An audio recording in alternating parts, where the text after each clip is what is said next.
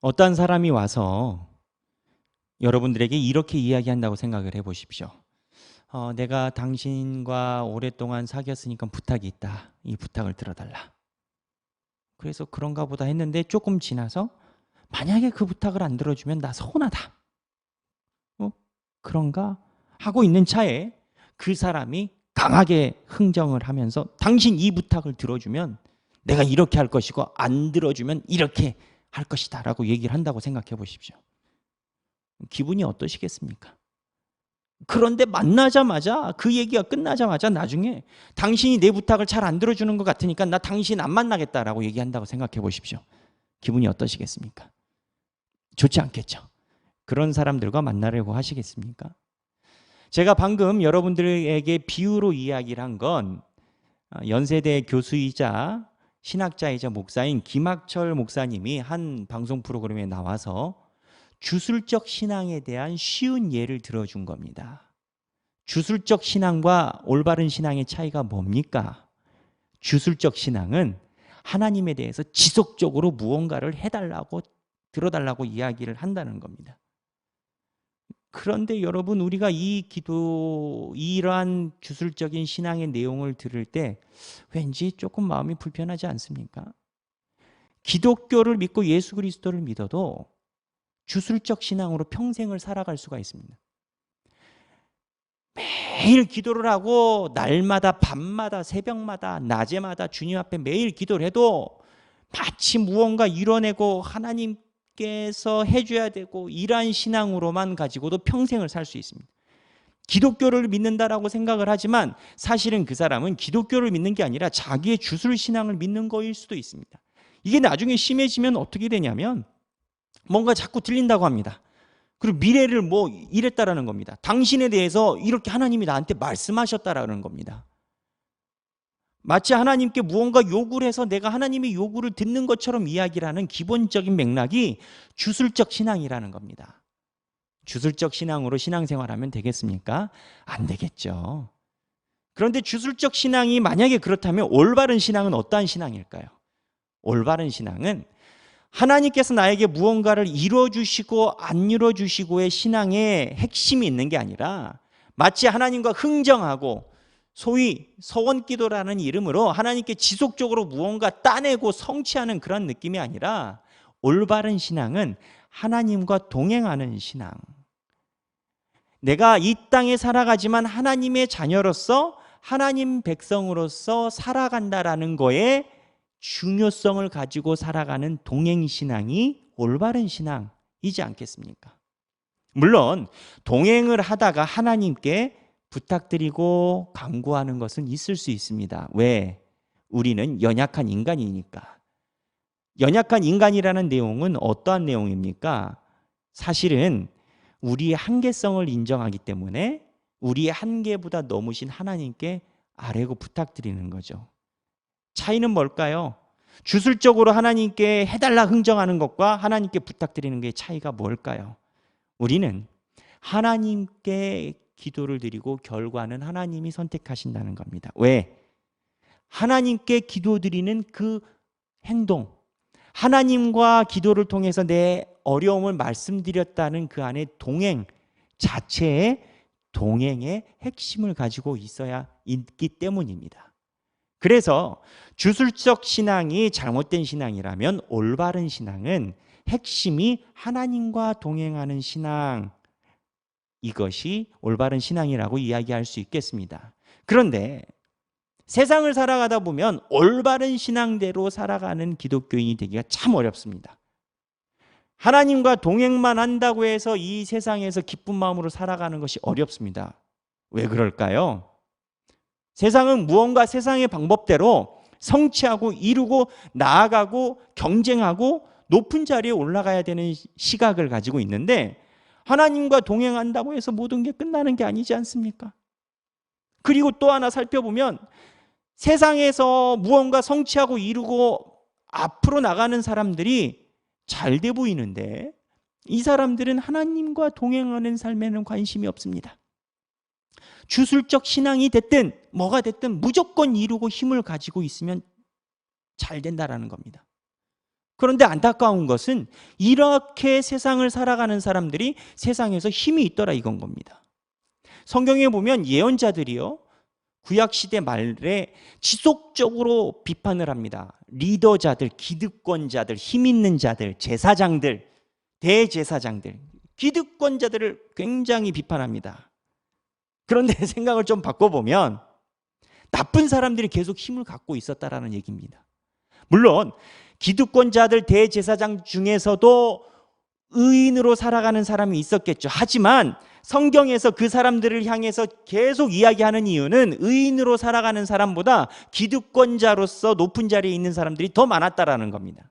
무슨 얘기냐? 그 사람들이 그 자리에 있는 게 대세이고 그 사람이 많다면 그 사람들이 원하는 대로 살아야 출세한다는 겁니다. 성경에서 예언자들에 의해서 비판 한번 받으려면 그래도 세상의 방법대로 변호사가 되든 판사가 되든 의사가 되든 정치인이 되든 또 뭐가 있을까요? 여하튼 세상의 방법대로 일단 올라가야 예언자들 눈에 들어오든지 안 들어오든지 그러한 인식을 가질 수밖에 없습니다. 제가 이 이야기를 하는 이유는 그러한 삶이 옳다라고 이야기하는 게 아닙니다. 하나님과 동행하는 삶이 그만큼 어렵다라는 겁니다. 그러면 하나님과 동행하는 삶을 추구하는 사람은 어떻게 이렇게 어려운 삶을 이겨낼 수가 있을까요? 제가 오늘 여러분들과 이야기하려고 하는 내용은 하나님과 동행하는 삶을 어떻게 이겨내느냐 이건 겁니다. 그에 해당되는 해답이 오늘 여러분들과 읽은 성경 본문에 있습니다. 오늘 본문에 보면 이사야서에 나오는 연대기가 기록되어 있습니다. 이사야가 처음에 시작할 때 우시야 왕부터 운요, 아이, 히스기야 왕 때까지 활약했다라고 나옵니다. 근데 이 운요, 아이, 히스기야 네 왕의 역사적인 시간대가 언제냐? 기원전 예수님이 오시기 전 한 8세기 정도 됩니다. 그런데 똑같은 이사야입니다. 이사야 본문에 오늘 읽었던 본문 중에 고레스 왕이 나옵니다. 이 고레스 왕은 페르시아의 왕입니다. 바사의 왕입니다. 이 고레스 왕이 역사적으로 있었던 기원의 시기가 6세기입니다. 이사야가 선지자로서 활동 시작한 게 기원전 8세기. 그런데 고레스가 6, 7세기 정도로 산정을 하거든요. 그럼 200년 차이 납니다. 이사야가 200년 살았나요? 이사야서 말미에 보면요, 알렉산더 대왕 때까지로 가늠이 되는 역사적인 기록이 계속 족적이 있습니다. 그래서 구약학자들은 길게 보면 기원전 3, 4세기까지 이사야서가 쭉 기록되어 있다고 봅니다. 예전에는 이거를 이사야가 예전에 활동할 때 예언으로 환상으로 다 봤다 그렇게 이야기를 하지만 각 예언자들은요, 하나님의 환상을 보고 미래를 예견하고 로또처럼 맞추는 사람이 예언자가 아닙니다. 예언자의 본연의 임무는 하나님의 말씀을 전하는 사람입니다. 그게 무슨 얘기냐? 예언자가 지금 있는 사람들에게 하나님의 말씀을 전하는 것이 주 목적이지 마치 먼 날에 대해서 막 이야기를 하는 게 예언자가 아니라는 겁니다. 그 사람들이 주장하는 것처럼 이사야가 오래전에 있었던 나중에 있을 400년치를 미리 막 환상으로 봐서 이런 개념으로 성경을 보기가 어렵다라는 겁니다. 무슨 얘기냐? 이사야서는 기록 자체가 한 400년 정도가 된다고 구약학자들은 얘기를 합니다. 이사야서에 어떻게 400년이 됐을까요? 이러한 신비가 이사야에만 있는 게 아닙니다. 이러한 시각으로 보면 성경에 많이 충돌이 됩니다. 모세오경, 창세기, 출애굽기, 레위기, 민수기, 신명기, 모세가 썼다고 해서 모세오경 아닙니까? 그런데 신명기에 보면 34장에 모세가 죽을 때 그 장면이 신명기에 기록되어 있습니다. 모세가 썼다면서요. 모세가 자기 죽는 장면을 기록해 놓고 죽을 때 이러고 썼을까요? 이것 때문에 해결이 안 된다라고 생각하지만 아니요, 이게 은혜인 겁니다. 또 이것만 그런 줄 아십니까? 오늘 읽었던 본문의 요한복음에 의하면 예수 그리스도에 대한 일이 책에 다 기록되지 않을 정도로 많다라고 이야기를 합니다. 성경에 기록된 것 외에도 예수님의 행적이 많이 더 있다라고 얘기를 합니다. 누가? 요한복음이요. 그런데 이 요한복음은요, 신학자들에 의해서 길게 보면 예수님 이후, 그러니까 125년까지를 기록 연대로 보기도 합니다. 예수님이 몇 년도에 돌아가셨습니까? 간단한 계산으로 하면 30살에 사역 시작하시고 3년 만에 십자가에 돌아가셨으니 33년, 125에서 33 빼면 최소 7, 80년 후에 요한복음이 마무리됐다라고 볼 수도 있다라는 겁니다. 성경에 이렇게 보면 이사야면 이사야, 그리고 예레미야면 예레미야, 모세오경이면 모세오경, 공관복음의 마태마가 누가 요한 보면 한 사람이 아니라 여러 사람이 기록된 것처럼 보일 수밖에 없는 것들이 제법 많이 있습니다. 공관복음에도 보면 그렇습니다. 성경을 잘 보면요, 예수님이 하신 말씀은 빨간색으로 되어 있는 성경이 있고요, 마태가 또 본 사건에 대한 1인칭, 2인칭, 또 누가 하는 이야기에 대해서 기록된 것, 누가 이야기하는 것을 평가해 놓은 것, 그 당시의 역사적인 기록. 그래서 성경을 자세히 살펴보면 본 사람의 인칭이 여러 개가 기록되어 있습니다. 제가 이 이야기를 길게 하는 이유가 있습니다. 성경이 66권이라면 66명의 사람들만 하나님께 쓰임을 받은 게 아니라 소위 구약학자들이 이야기하는 이사야의 스쿨, 또는 이사야의 제자 집단, 또는 제가 보는 견해에 의하면 이사야의 후대 가족들의 집단이 함께 힘을 모아 하나님의 말씀을 성령을 통해서 받고 그 성령의 역사로 이사야서가, 모세오경이 나온 겁니다. 성경에 기록되어 있는 저자 외에도 하나님이 사용하신 사람들이 있다라는 겁니다. 그 있는 사람들이 다 가족과 하나님의 정신을 400년 동안 이사야서에 의해서 이어받은 사람들이라는 겁니다. 예수님이 오셨을 때 예수님이 성경이라고 이야기하신 것은 이사야였습니다. 예수님이 인용하시는 내용의 대다수는 이사야였습니다. 예수님 시대에 마태마가 누가 요한복음이 있었습니까? 고린도 전후서 요한계시록 있었습니까? 예수님이 오셔서 활동하시는데, 예수님이 활동하고 계시는데 예수님 활동에 대해서 기록된 성경이 나올 수 있나요? 없습니다. 예수님 때 예수님이 보셨던 성경은 구약인데 대부분 이사야였습니다. 그런데 이사야는 아까 말씀드린 것처럼 구약에 있는 성경 중에서 가장 긴 스펙트럼을 가지고 있고 한 사람이 썼다라고는 당연히 보기 어려운 스펙트럼을 가지고 있습니다. 무슨 얘기냐? 이사야 외에도 하나님의 정신을 따라서 활동하고 같이 섬겼던 사람이 예수님의 눈에서 볼 때도 성경을 기록한 당사자라는 겁니다. 예수님이 볼 때 이사야 말고 다른 사람들도 성경을 기록하고 이사야와 같이 살았던 사람이라는 겁니다. 제가 여러분들에게 말씀드리는, 어떻게 세상에서 승리하지 않고 하나님과 동행함으로 인해서 삶을 살아갈까, 어디서 용기를 얻을까라고 말씀을 드렸습니다. 저는 지금 길게 이야기 드린 이 성경의 기록 저자의 족적, 그 가족들, 그 계보들을 보면서 위로를 받습니다. 어떠한 위로를 받냐? 지금 우리가 볼 때 예수님과 하나님과 동행하면서 살아가는 삶이 어쩌면 세상이 말하는 고관이 될 수가 없고, 세상이 말하는 부자가 될 수가 없고, 세상이 말하는 지도자가 될 수 없을 수도 있습니다. 그리고 그러한 길로 가는 것이 그 사람들이 원하는 방식으로만 살아야 되는 사회일 수도 있습니다.